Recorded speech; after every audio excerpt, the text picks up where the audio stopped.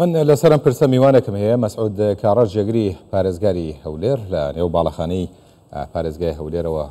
لەگەڵمانە. کاک مەسعود، ئەم کاتت باش دەستگیرکردنی ئەم تۆمەتبارانە تا چەند دڵنیایی دەدات کە جارێکی ترم جۆرە کارانە دووبارە نەبنەوە؟ زۆر سوپاس. والله هەر بەخۆی کە جەنابی سەرۆکی حکومەت سەردانی ئەو شوێنەی کە طبعاً دوو جار سەردانی قەیسەری کرد،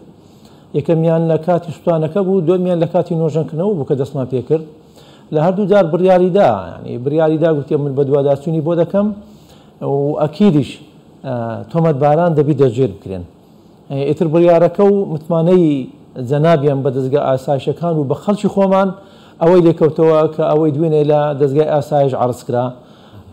يعني بەداخەوە کارەساتیشی گەورە بوو بە شاری هەولێر. ئێمە وەکو پارێزگە بەڕاستی تەوقعمان نەدەکرد، یعنی خەڵکانێک کە بن بەو جۆرە کە خەڵک ڕۆژانە دەچی بە دوو دابینکردنی بژێوی خۆی بۆ خانەوادەکەی دابی بکاتن، خەڵکانێک کە بێ لە زیاتی ئەوەی هاوکاری بکرێن، لە زیاتی ئەوەی وریان بەرز بکرێتەوە بچن بەو شێوە لەو شێوانەی کە کرا ئاگر لە قەیسەری بکەنەوە. ئەو هەموو دوکانانە ئەو زەرەر و زیانانە کە بەو خەڵکەکەت بەڕاستی جێگەی داخە. ئێمە وەکو پارێزگای هەولێر هەر لەسەر فەرمانی جەنابیان هەر لە سەرەتادا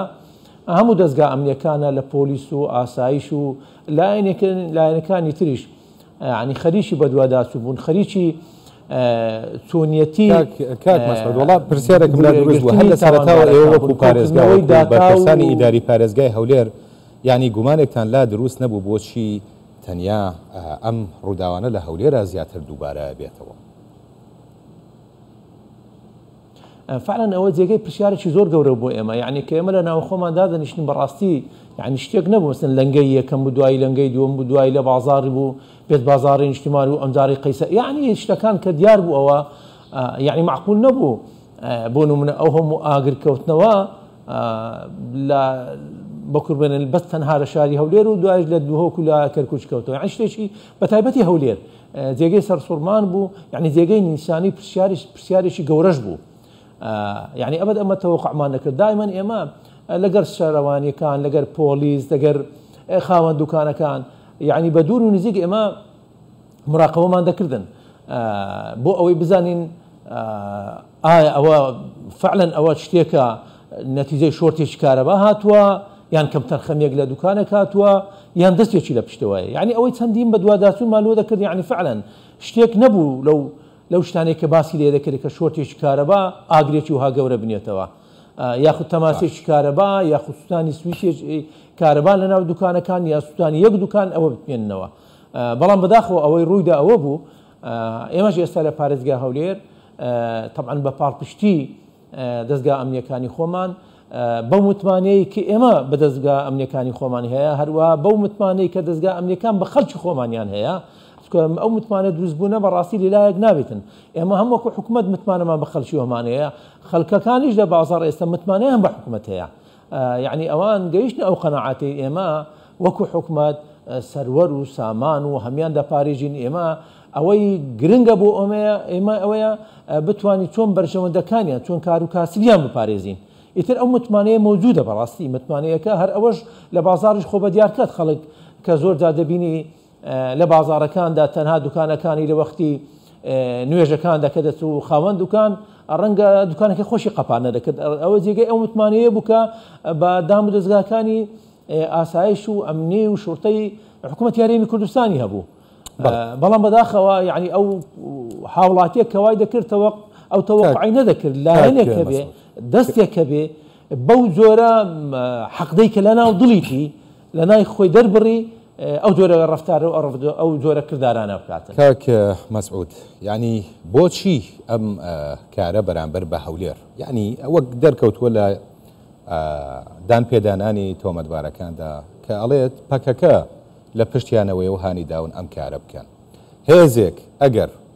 گرفت یان کێشەی لەگەڵ پارتێک یان حکوومەتی هەرێمی کوردستانە هەیە، بۆچی پەنای بۆ سووتاندنی بازاڕ و دوکان و ماڵی هاوڵاتیان بردووە کە ڕەنگە هیچ پەیوەندیەکیان بە حیزب و حکوومەت و یعنی سوزانم یعنی هیچ ئینتیمایەکی حیزبیان نەبێت؟ ئەوە پرسیارەکەی خۆی لێرە ئەوە پرسیارەکە یعنی فعلن ئەوە پرسیارێکە یعنی خەڵکانێک کەنا ڕەنگە سەر بە هیچ حزبێک نەبن تەنها دوکانێکی هەیە لە بازاری قەیسەری یا لە بازاری لەنگا یا لە هەر شوێنیشتر ڕۆژانە ینی ژینگەیەک دروست بووە کە بە خۆی دەستی کار و کاسبی دەکاتن بۆ خانەوادەکەی خۆی ئێوارە چەند قازانج دەکاتن دەتوانی بچی بژێوی ژیانی خۆی بۆ دابینکە بەڵام لایەنێک هەبێ دژی ئەو خەڵکە بێ ئەوە جێگە سەر سوورمانە یعنی ئەگەر تو دژی پارتێکی سیاسی دژی لایەنێکی دژی شتێکی بەس ئەوانە ئایا خۆمیان لەگەر ئەو پارتە نینە یعنی ئەمە دەزانین بازاری قەیسەر و بازار ڕەنگە خەڵکە ڕەنگە زۆربیان مەسەلەن ئەوان فکری دەکەنەوە سەر بە لایەنێکی تایبەت بن یا سەر بە پارتی دموکراتی کوردستان بن بەڵام بەداخەوە خۆ ئێمە دەڵێن ئەوانە ئێستا یعنی غەڵەتێکی زۆر گەورەیان کردیە هەم غەڵەتەکەیان لۆ خۆیان کردیە بەرامبەر خۆیان غەڵەتەکەشیان بەرامبەر ئەو خەڵکە هاوڵاتیان نەکردیە یعنی ئێمە دەزانین ئێمە لە دوا ڕۆژ دەخوانە کە ئەگەر ئەوانە دەستیان بڕواچی دەکەن ئێستا دەستیان ناڕاتن ئەو شتانەوا دەکەن زەربە لە خەڵک دەدەن دوکانیان دەستپێنن ماڵومالیان دەستپێنن لە کار و کاسبیان دەکەن یعنی وەکو لە ئێستادەوا دیارە ئەوانە ڕۆژگارێکی ڕەشیان ئامادە کردووە چ لەو خەڵکەدی دەکەن ئیتر بەداخەوە ئێمە وەکو پارێزگای هەولێر ئەرکەکانی خۆمان چڕ کردوتەوە ئێستا لە ڕێگەی CCTV ڕا ئێمە چاوەڕ یعنی وەکو بڵێن چاوکراوەی زیاترین لە ناو بازاردا لە ناو قەیسەریدا ئێستا هێزەکانی پۆلیس و ئاشایش لە ناو بازارە میلیەکاندا دەسوڕێنەوە خوانە خواستە هەر شتێکی لەو بابەتە ببینینەوە حتمما دەستگیر دەکرێت ئەوەی دوێنێش پیشاندرا بۆتە دەرسێک یعنی حەقەیە ببیتە دەرسێک بۆ هەر یەکێک کە بێتن زەرەر بە هاوڵاتیانی کوردستان و شوێنی تر بداتن دەبی ئەوە دەستگیر دەکرێتن ئەوە دەدرێتە عەدالەش هەر ئەوەش بۆ ئەو متمانەیە کە ئێمە بە خەڵکی خۆمان ڕاگەیان هەروها بەبێ ئەو بەڵێنەیە کە جەنابی سەرۆکی حکوومەت بە خەڵکەکەیدا بە هاوڵاتیانیدا کە ئەوانە بە دوواداچوونی وردیان پێ دەکرێت و حتمما دەستگیری دەکرێن و ئەو بەڵێنە شاتە دوو ئەوە بوو کە دوێنێ دانپێدانەکە بڵاو کراوە ئیتر دیسان دێمە سەر ئەو پرسیارەی کە جەناب لە سەرەتادا باست کرد ئایا ئەو خەڵکانە دەبێت چ وەکو بڵێن زەرەرێکیان لە خەڵکانی تردا بێت تا بچی دوکانەکەی بسپێنی چ زەرەرێکیان لەوانە دابێتن تاکو بچین ماڵ و ملک و ماڵیان بسپێنی چ زەرەرێکیان کردبی یان زەرەریان بۆ ئەوانە هەبیتن تاکو بتانی بژێوی ژیانیان یعنی بکۆ ببڕی چکە بەڕاستی نۆژەنکردنەوەی قەیسەریش بەڕاستی کاتی دەوێت ڕەنگە کاری تێکدان لە سعاتێک دەکرێت لە 2 سعات دەکرێت بەڵام کاری نۆژەنکردنەوە ئەوە زەمەنا دەزانی ئێستا تقریبا 5 مانگە خەریکین لە ئایندەیەکی سووتاندنی ئەم شوێنانە تەنها سووتاندن و ئەو زەرەرە نییە کە و هاوڵاتیانە پێیان کەوتووە ڕاستە و هاوڵاتیانە لەم ڕووداوەدا ئەوەی مڵک و ماڵیان هەبووە وەکو ئەو کەرەستە و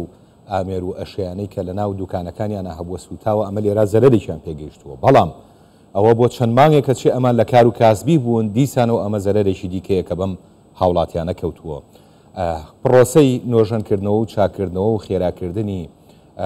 دامەزراندنەوەی ئەو شوێنانە بەکوێ گەیشتووە و ئێوە چەند مکۆڕن لەسەرەوەی کە بە زووترین کاتەم کارانەتەوە طبعا وەکو جەنابەت ئاماژەتك فعلا خۆ زەرەرەکار ئەو زەرەرە نییە قەیسەری لایەکی ڕووخایە یان ئەو خەڵکە ئەو کەلوپەلانەی هەبووە لە ناو دوکانەکەی خۆی دەسوتاوە ئەگەر ئێمە حسابی بکەین ئەوە چەند مانگە بۆ نمونێسە 5 مانگە ڕەنگە بە 3 مانگی دیشتەوە نەبی ئەگەر 8 مانگە حساب بکەین یعنی دەکە 240 ڕۆژ ئایا ڕۆژانەی 240 ڕۆژ هەو دوکانان هەرێکە بای چەندیان ئەشیان فرۆشتەوە بای چەندیان لە شوێنی تر کڕیوە یعنی وەکو شتێک بەرنامەیەک ئەگەدامنێ ڕەنگە بە چەندەها ملیار دۆلار ئەو خەڵکە زەر یعنی بازارەکە زەریر کردیە بەعام بازارەکە زەریر کردیە چکە کڕینی فرۆشتنی تێدا وەستاوە طبعا ئەوە زەرەرە گەورەکەیە جگەلەوەی کە حکوومەتی هەرێمی کوردستانیش کە ئەو قەیسەریە کە لە سەرەتاندا کە نۆژەن کراوە یعنی تەمەشامە دەکرد یعنی بەڕاستی لە ساڵی 2014 کە دەستکرا چەند دوکانێک بوو سەرەکەی هەموو بە جەمەلۆن بوو وەکو حکوومەتی هەرێمی کوردستان ئێمە بە چەند قۆناغ ئێستا ئەو بازارە نۆژان کراوەتەوە ئەوەی ئێستا دەبینی خەڵک نزیکەی کۆی گشتی ئەوی لەو بازارە سەرف کراوە هەتا ئێستا نزیکەی 13 میلیارد دینارە بەڵ بەڕاستی بوو بۆ ناسنامەیەکی شاری هەولێر یعنی خەڵکان کە دەهاتن لە دەرەوەی وڵات لە باشووری عراق لە شوێنی تر لە شارەکانی تری کوردستان سەردانی ئەو شوێنە جوانیان دەکەت چکە بەڕاستی شوێنێکی زۆر جوان بوو کەلتوری و ناسنامەیەکی جوانی شاری هەولێر بوو بەداخەوە کە ئەوانەوەیان لێ کرد. طبعا ئێمە هەر لەسەر ڕاستپاردەکانی جەنابی سەرۆکی حکوومەتی هەرێمی کوردستان هەر لە سەرەتادا بۆ ئەوەی بەپەلە ئێمە بتوانین بازارەکە نۆژەم بکەینەوە ئەو کاسبکارانە بگەڕێنینەوە سەر کار و کاسبی خۆیان وەکو ئاماژەت پێکرا ژمارەی دوکانەکانی سوپان زۆرە لەبەر ئەوە گوتمان ئەگەر تەنها بیدێنی یەک بەڵێندەر ڕەنگە ماوەیەکی زۆری دێ لەبەر ئەوە ئێمە بڕیارماندا بکەینە دوو بەڵێندەر یعنی بەشێک بەڵێندەرێک نۆژەنی بکاتەوە بەشێکی تر بەڵێندەرێکی تر نۆژەنی بکاتەوە تاکو بتوانن بە ماوەیەکی کەم زۆر باش کاری نۆژەنکردنەکە تەوا بێ خۆشبەختانە ئێستا قۆناغی زۆر باش ڕۆیشتیا ڕەنگە ئەگەر خوا هاوکار بیتن ڕەنگە لە ئایندەیەکی زۆر نزیک ئێمە دەتوانین بەشێکی دوکانەکان تەسمیل بکەینەوە ئەوەی بەشەی کەلتورەکەی دەبێت خۆی کەلتورە نۆژەنکردنەوەی ڕەنگە ئاسان نەبی وەکو بەشەکەی تر نەبیتن ئەویش خۆشبەختانە تیمەکانی ئەندازیاریمان چەند مامۆستایەکی خۆ بەشمان هەیە بەڕاستی ئێمە لە زانکۆی کوردستان هاتوونە لە زانکۆی سلاحەدین هاتوونە ئەوانە هاوکاری تیمەکانی ئێمەە لەسەر چۆنیەتی نۆژەنکردنەوەکەی بەسوپاسەوە ئەوانش جێگەی دڵخۆشیە بەڕاستی ئیتر ئەو مەبلغی بۆیان تەرخانکرا بۆ لە هەرێمی کوردستان لە حکوومەتی هەرێمی کوردستان ئیتر ئێستا کەوتە بواری جێبەجێکردنەوە ئینشاڵڵە لە ئایندەیەکی زۆر زۆر نزیک بە شێوەیەکی ڕێکوپێکتر و جوانتریش لەوەی کە ئەوان وەکو بڵێ ئێمە شاری هەولێر پێ دەڵێن چاویان پێ هەردەدات ئینشاڵڵە بە شێوەیەکی جوانتر و ڕێکوپێکتر و دڵکراوەتر ئێمە بازارەکە نۆژەن دەکەینەوە بازاری قەیسەری ڕەنگە قەدیمداری یەک وەکو بڵێن یەک تابق و ئێستا تابقی دوێمیش دێتە سەرێ بە شێوەیەکی کەلتوری زۆر زۆر جوان و ڕێکوپێک ئینشاڵڵا نۆژەن دەکرێنەوە. بەڵێ بەڕێز مەسعود کاڕەش جێگری پارێزگاری هەولێر زۆر سپاس بۆ بەڕێستا.